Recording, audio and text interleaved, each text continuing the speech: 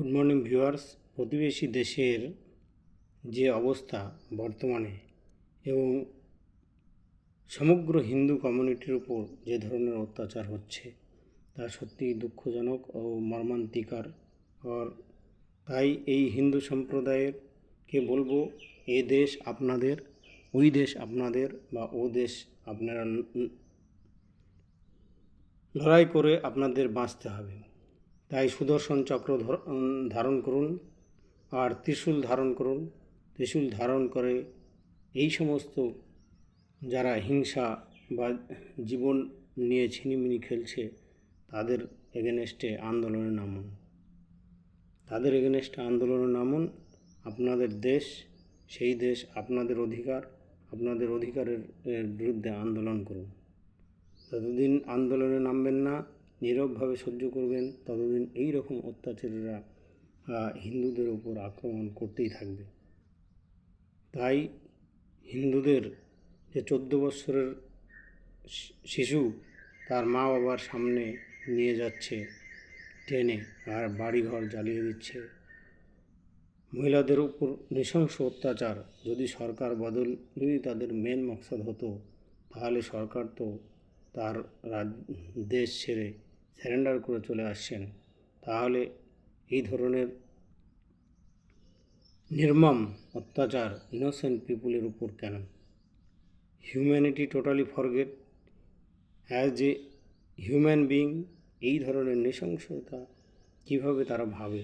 আর এই ধরনের নৃশংস অত্যাচার আর একজন সাধারণ মানুষের উপর, সাধারণ হিন্দু পরিবারের উপর, পরিবারকে জ্বালাচ্ছে, পরিবারের মানুষজনকে অত্যাচার, মহিলাদের উপর নির্যাতন, বাচ্চাদের উপর নির্যাতন, এ সত্যিই দুঃখজনক। এবং আমি আমাদের মাননীয় হোম মিনিস্টার অমিত শাহজিকে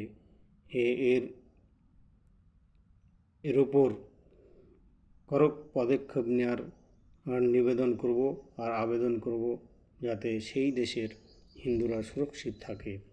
এবং আমাদের প্রধানমন্ত্রী নরেন্দ্র মোদীজি তার উপর কড়া দৃষ্টি রাখে এবং সেই দৃষ্টি যেন কোনো রকমভাবে তার এক অ্যাকশানের যেন প্রতিশোধ নেওয়া হয়।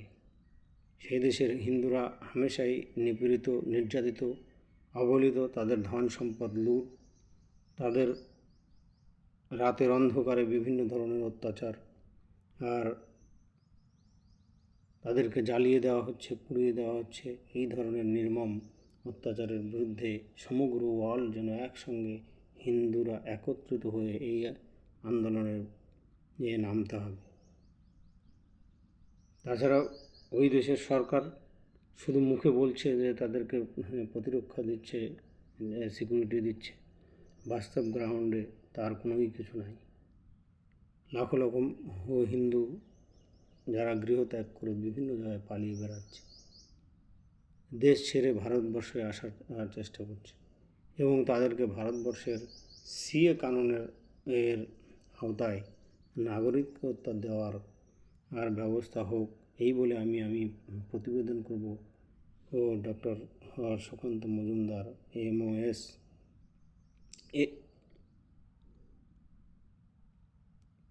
মহাশয়ের থ্রু মাননীয় অমিত শাহজিকে, তাকে হিন্দু নিরাপত্তা হওয়া অতি আবশ্যক। নইলে এই ধরনের ইনোসেন্ট পিপুলরা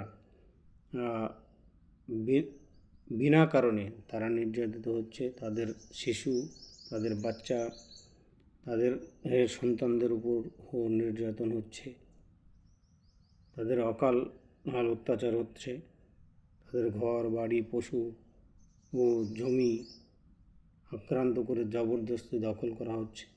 এর প্রতিবাদ হওয়া অবশ্যই দরকার। আর যারা ওখানে আছেন তাদেরকে আমি এই প্রতিবেদন দেব, বা তারা রুখে দাঁড়াক। তারা এরকম নরম সুরে যতদিন থাকবে ততদিন তাদের উপর এইরকম অত্যাচার করবে। তাই তারা শ্রীকৃষ্ণের সুদর্শন চক্র ধারণ করুন। শ্রীকৃষ্ণের সুদর্শন চক্র ধারণ করে টিট ফর ট্যাট এই রুলে তাদেরকে রুখে দাঁড়াতে হবে। যদি তাদের একজনকে মারে, তার প্রতিবাদে 10 জনকে তার আর প্রতিবাদ নিতে হবে, নইলে এই ধরনের অত্যাচার দিন দিন বাড়তেই থাকবে। এত দুঃখজনক, এত মর্মাহত, যদি সরকার বদলই সেই স্টুডেন্ট আন্দোলনের মেন উদ্দেশ্য হতো, তাহলে আজ সরকার তো সেই দেশ ছেড়ে চলে গেছে। তাহলে ইনোসেন্ট পিপুলদের উপর কেন অত্যাচারিত হচ্ছে? সেই দেশের এখনও রুল অ্যান্ড রেগুলেশন আর নিয়ম শৃঙ্খলা সঠিকভাবে স্ট্রাকচার তৈরি হয়নি। হিন্দু মন্দির, হিন্দু ধর্মস্থল, এই সমস্ত লুটপাট হচ্ছে, ভাঙচুর হচ্ছে। তাই আমি মাননীয় প্রধানমন্ত্রী মোদিজি এর কাছে আমার বিনীত নিবেদন যে এই সমস্ত হিন্দুদের পক্ষ হয়ে আপনি একটা সঠিক পদক্ষেপ গ্রহণ করুন।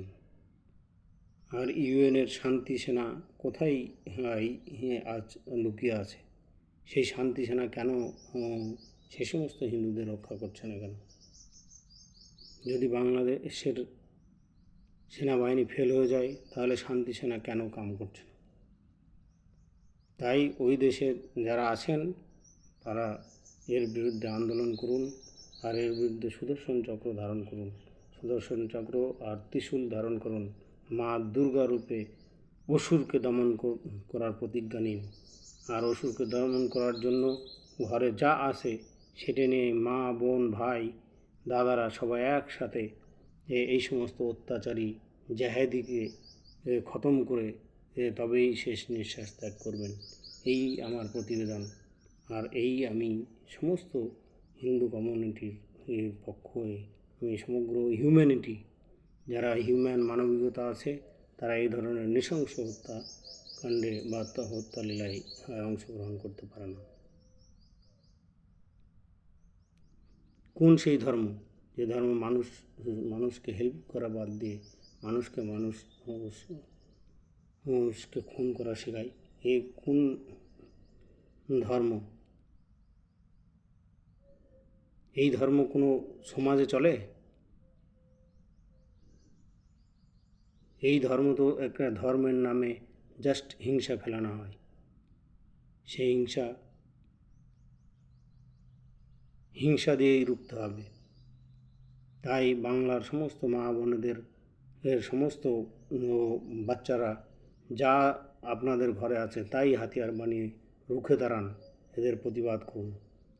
আর সুদর্শন চক্রের মতো চক্র ধারণ করে আর শিবজির ত্রিশূল ধারণ করে এদেরকে বধ করুন, তবেই আপনারা বাঁচতে পারবেন, নইলে আপনাদেরকে বাঁচতে দেবে না। এই আমার ছোট্ট প্রতিবেদন। Thank you so much. আপনারা জয় হিন্দ, জয় ভারত, বন্দে মাতরম।